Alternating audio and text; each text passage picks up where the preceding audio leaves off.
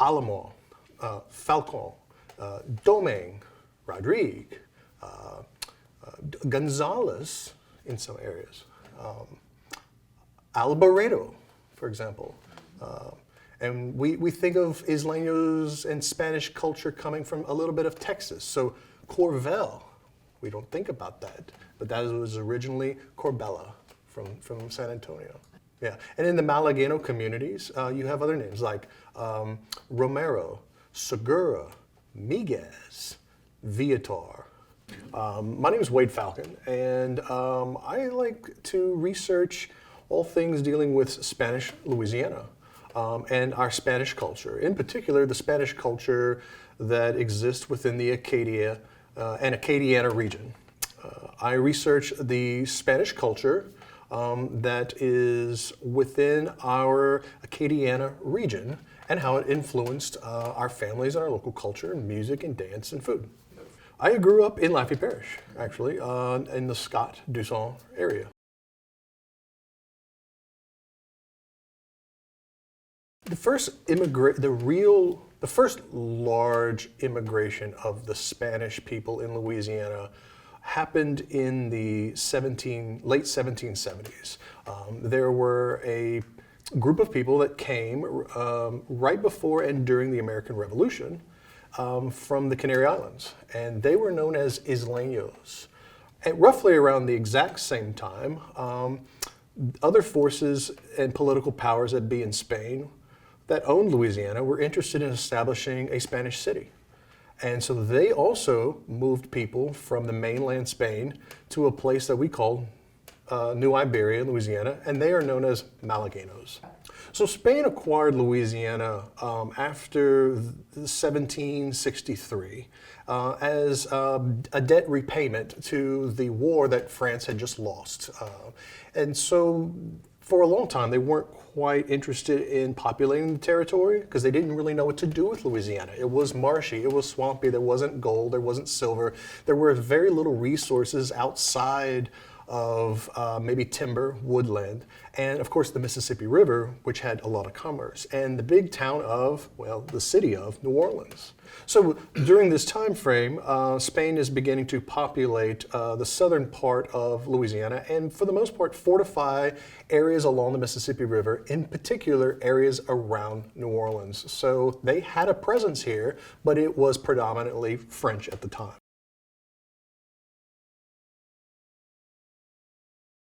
So when the Spanish people arrived, the first thing they were introduced to was the living arrangements of nearby cultures, such as the French culture that had been here for quite some time, the Acadians who had also arrived around 1765, as well as other cultures such as the Native American cultures along the bayous and the rivers, and of course the African communities that were already getting established and had forced migration to Louisiana at the time.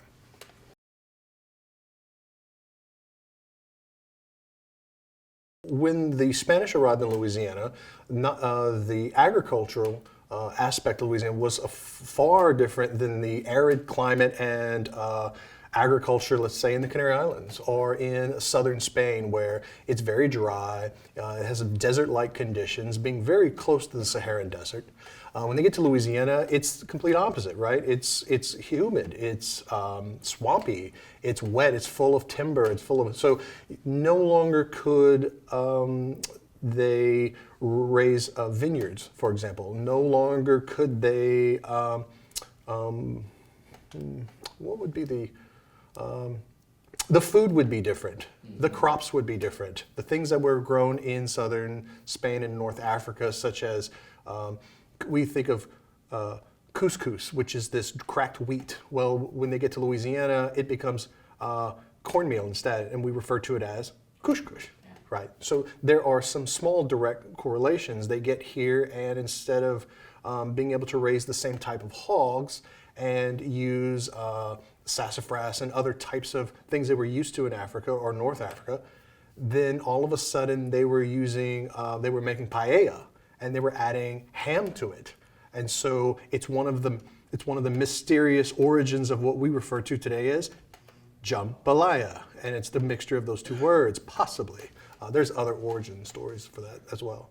One of the most interesting aspects is that sugarcane was also grown in the Canaries, and there is evidence to suggest that when the Isleños, those from the Canary Islands, arrived in Louisiana, they were already familiar with the sugarcane crop that was both being produced in Brazil, in the Caribbean, as well as in South Louisiana.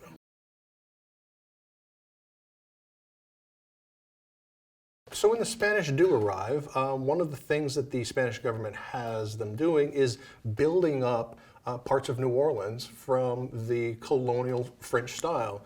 And so when you visit, for example, the French Quarter today, all right, you don't look too hard at the architecture because you're going to recognize that it's Spanish architecture, and it's the Spanish cabildo next to the cathedral, for example, and a lot of the roads and the avenues within the town of New Orleans are named after the Spanish politicians and Spanish royalty and Spanish nobles and things like that. So. As far as the rest of the culture, we can't find anything when it comes to the dance or the music too much, because by that time it arrives, the music is predominantly French, and it's predominantly Acadian / Cajun at this stage. Right. And so the Spanish are assimilating into a much, much larger French-speaking Acadian populace, and they start adopting that language. They start assimilating into that culture, and before long, by the time it's the 20th century, most of the Spanish in Louisiana now consider themselves either of Acadian descent, have Acadian blood in them, or consider themselves just Cajun.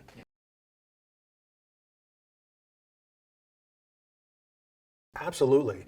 So when the Isleños come, they come with their Spanish names, and today there's vestigial legacy left. For example, if you travel to Lafayette Parish and you find someone with the last name Domingue, which is a very popular last name, it's originally Dominguez, and they're from the Canary Islands.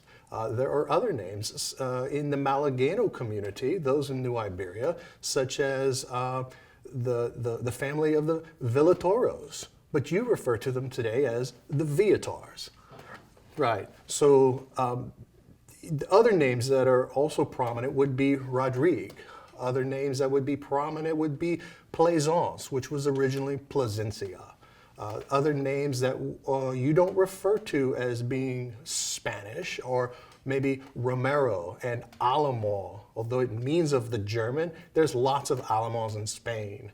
And so these names start to mold and evolve with both the English and the French culture in Lafayette Parish.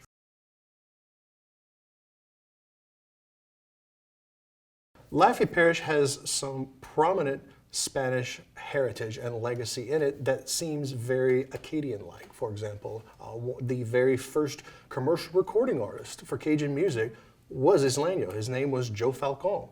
And he married an Acadian, Cleoma Bro, and they end up going to New Orleans in 1928, and they record the very first commercial Cajun song known as, ironically, Allons à Lafayette, Let's Go to Lafayette. There's also others that would follow suit in the Malagano community, very, very popular musicians known as the Segura brothers. Both Dewey and Edgie Segura also go off to New Orleans in 1928 and record a slew of tunes as well that also become very popular standards even today in Cajun music.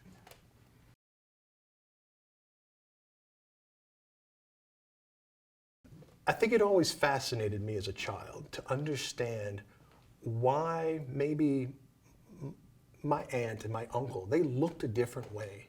They spoke differently. They referenced other cultural things differently. And I think growing up, I never understood until I became an adult what it meant to be a Hispanic, but in a French culture such as, a French-dominated culture such as Louisiana, which explained, why does my skin look this way? Why does the music sound a certain way? Why does the accent in my family with my aunts and uncles sound differently than others? And it was answers to those long, long questions I had always had as a child. I think that's the impact it had on me personally. And maybe there's a cultural reference there.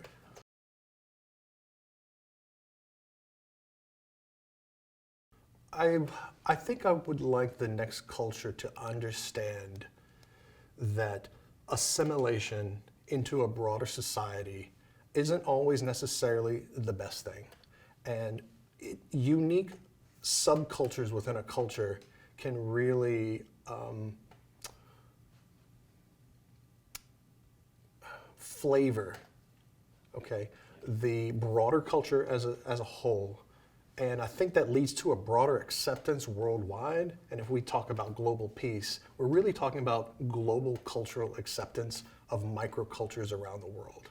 So maybe we achieve peace by venturing out and understanding everybody else's smaller cultural pockets around the world.